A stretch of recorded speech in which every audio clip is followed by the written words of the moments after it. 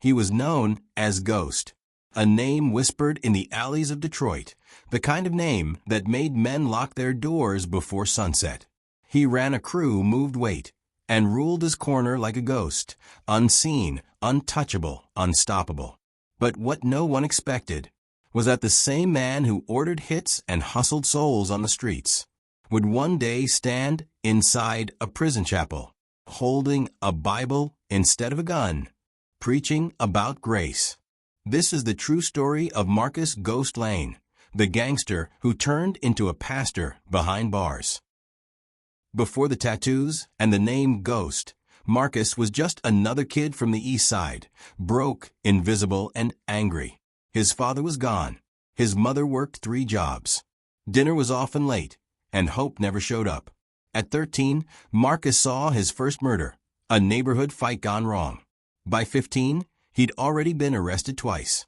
By 17, he was running with a local gang called the Black Saints, known for drug runs and drive-bys. They gave him a gun, and something worse, a sense of belonging. Marcus earned his nickname the night everything went wrong. A rival crew tried to hit their stash house. 3 men entered. Only 1 walked out. The cops couldn't prove anything. No witnesses. No fingerprints. Just rumors. And from that day on, Marcus wasn't Marcus anymore. He was Ghost, the man who vanished before anyone could catch him. The streets worshipped him. Money came fast. Power came faster. And Ghost believed he was untouchable. But the thing about ghosts is that they're always haunted. It started with a betrayal, not from the streets, but from within his own crew. One of his closest men, Rico, got picked up by the feds. And when the pressure came down, Rico talked. Within weeks, Ghost's entire operation was under surveillance. Hidden cameras, wiretaps. The same streets he ruled had eyes on every corner. On March 2, 2008, federal agents stormed his apartment. 12 officers. No warning. No escape. Marcus was dragged out in handcuffs, barefoot, shirtless, and silent. In that moment, the man who was untouchable finally got touched by reality. Federal prison, level 4. Marcus was sentenced to 25 years on charges of drug trafficking, racketeering, and armed assault. He walked into the system with the same pride he carried on the streets. Head high, eyes cold, heart locked. He ran his block like a general. He organized trades, controlled contraband, and even had guards on his payroll. If prison was supposed to break him, it only sharpened him. Until the night everything changed. It was 2:17 a.m. Marcus was sitting in his cell, reading a letter from his younger sister, Tia. She'd just written one line that stopped his world. "Mama died today. She told me to tell you she forgives you." For the first time in years, Ghost cried. Not loud, just silent tears falling on cold concrete. The weight of everything he'd done, every deal, every life, every lie, crashed on him all at once. He didn't eat for 3 days. Didn't talk.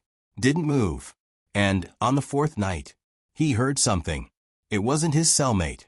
It wasn't a guard. It was something deeper. Something he couldn't explain. He looked up at the ceiling and whispered, "If you're real, I can't do this no more." And for the first time in his life, the ghost wasn't running. The next morning, an older inmate named Raymond, known as Preacher, walked up to his cell. He'd seen the hardest men break, but something in Marcus's eyes that morning was different. Raymond handed him a small, worn Bible. "You look like a man who's tired of dying," he said. Marcus took it, not because he believed, but because, for once, he had nothing left to lose.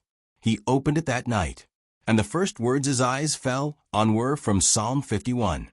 "Create in me a clean heart, O God, and renew a right spirit within me." For the first time, Marcus didn't feel alone in his cell. Marcus didn't turn holy overnight.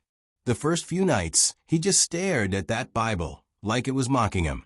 He couldn't believe that a man like him, who'd done so much dirt, could be forgiven. He'd flip the pages, read a verse or two, then throw it aside in anger. But somehow, every night, he picked it back up. The more he read, the more something began to break inside him. Not weakness, but truth. For years, Marcus had ruled through fear. Now he was learning what it meant to be ruled by conscience. But prison doesn't like change, especially not from someone like Ghost. The moment he started skipping the gambling tables and stopped running with the crew, whispers began. Ghost's losing it. He found God. Man's gone soft. In prison, softness can get you killed. One night in the yard, a younger inmate, a hothead from a rival block, stepped up to Marcus. "You ain't no ghost no more," he said, smiling. "You just another preacher boy."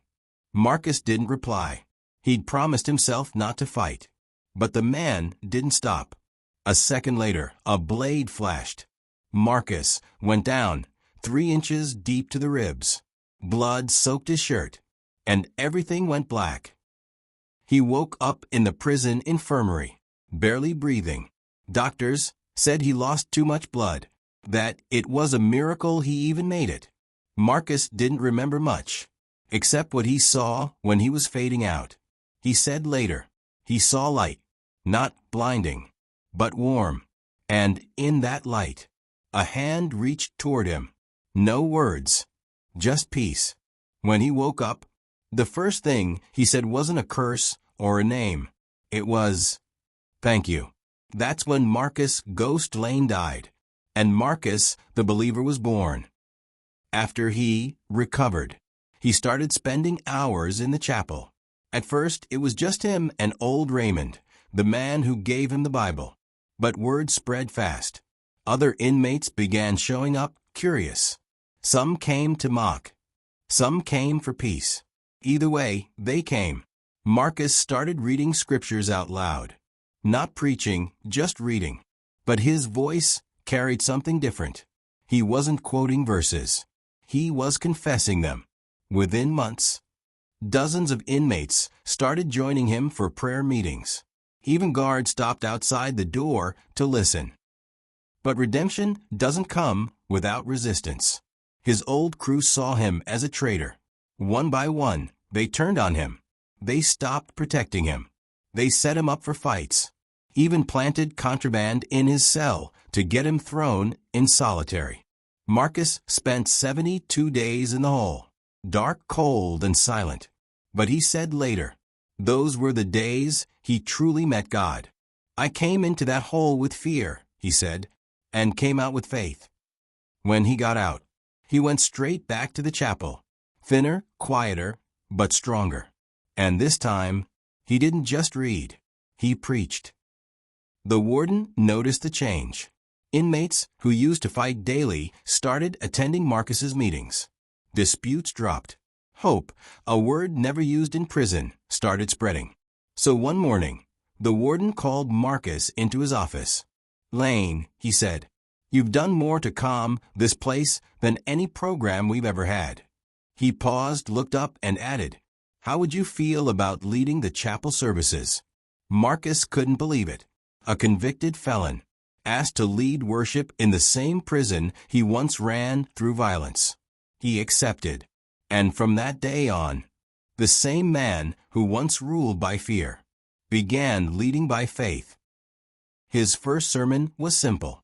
No fancy words, no theatrics. He stood before 50 inmates and said, "You don't need a clean past to have a clean start. God met me where I was, in blood, not light, and he still called my name." The chapel went silent. Even the toughest men had tears in their eyes. And for the first time in years, the prison felt alive. Over the years, Marcus helped dozens of inmates find peace. He started a small Bible program, mentored young offenders, and even wrote letters to victims' families, not for forgiveness, but for truth. And slowly, the name Ghost disappeared from the prison walls. He was no longer a myth. He was a man reborn. But Marcus's story doesn't end there, because the man who once ruled the streets and preached behind bars was about to face the hardest test of all, freedom. After 17 years, Marcus Ghost Lane walked out of prison.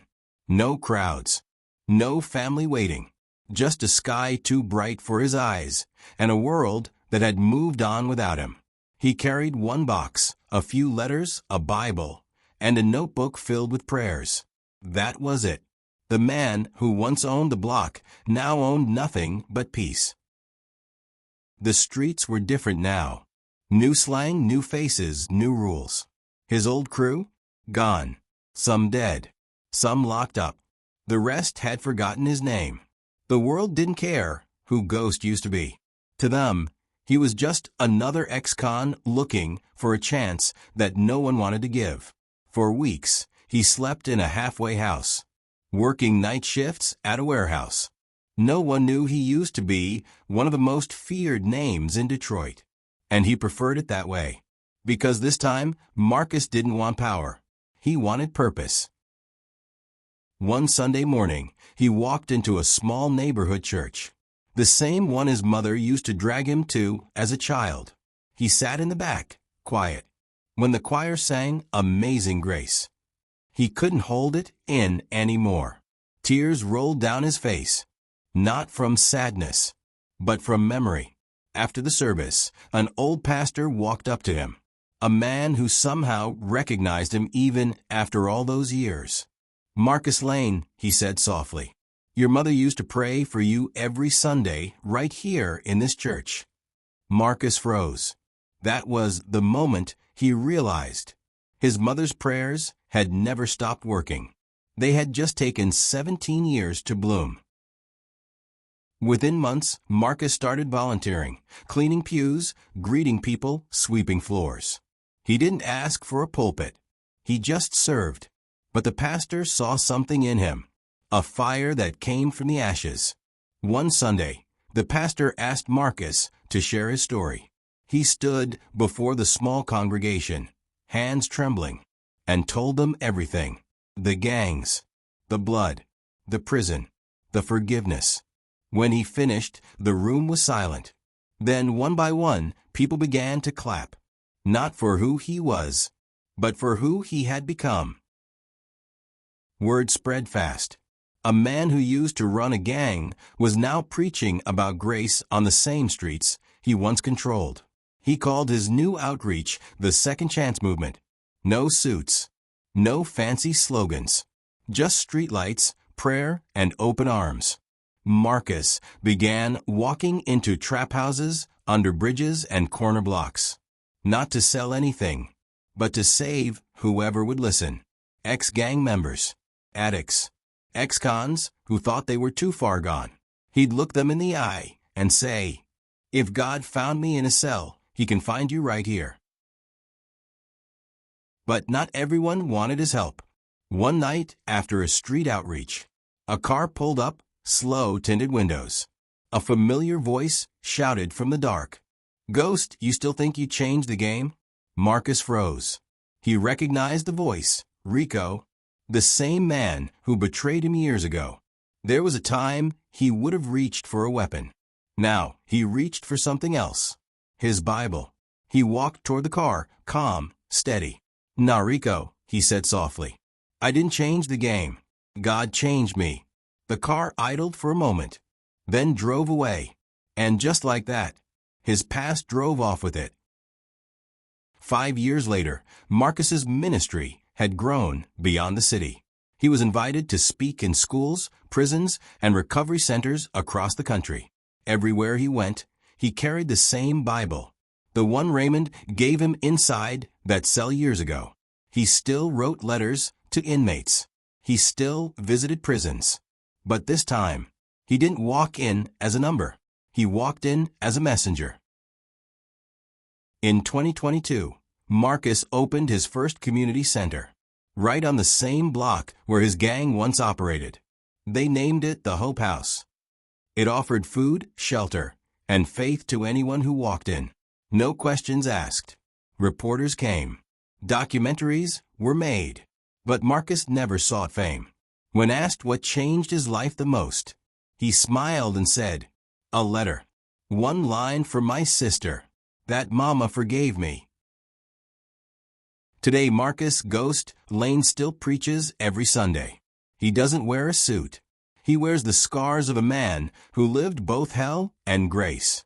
He ends every sermon the same way, looking out at faces that remind him of who he used to be, and says, "If you ever think you're too far gone, remember, I was Ghost, and he still found me."